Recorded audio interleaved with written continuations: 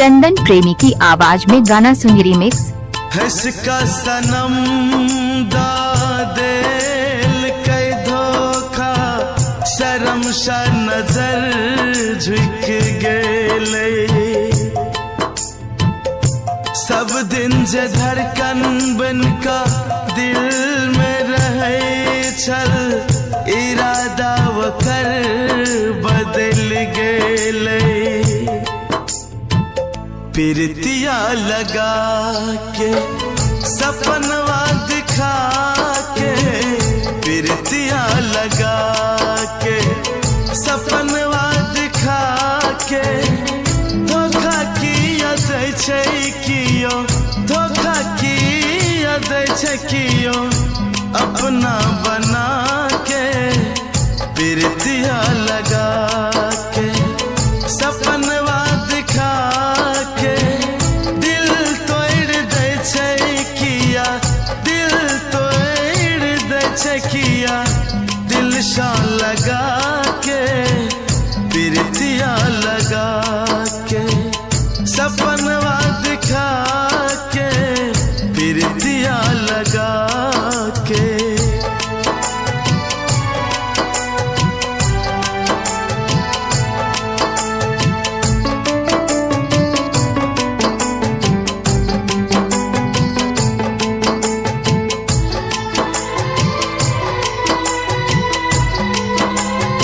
इलाका किसी का हो धमाका डीजे चंदन पुकराम कटकैया डीजे का होगा।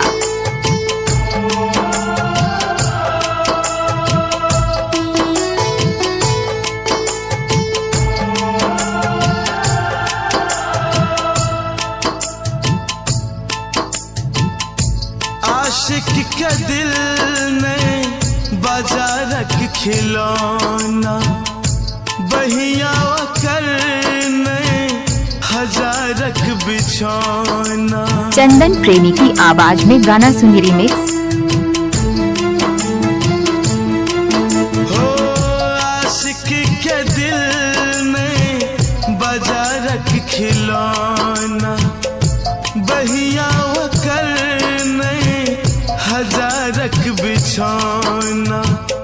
आशिक के लोग अखनो समझे मजा के आशिक के लोग अखनो समझे मजा के प्रीतिया लगा के सपनवा दिखा के प्रीतिया लगा के सपनवा दिखा के धोखा किया दै छै कियो धोखा किया दै छै कियो अपना बना के प्रीतिया लगा के सपनवा दिखा के दिल तोड़ दै छै किया दिल तोड़ दै छै किया दिल शा लगा के प्रीतिया लगा के।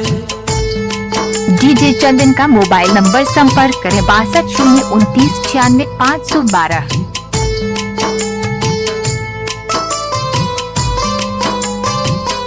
चंदन डीजे का नाम तो सुना ही होगा।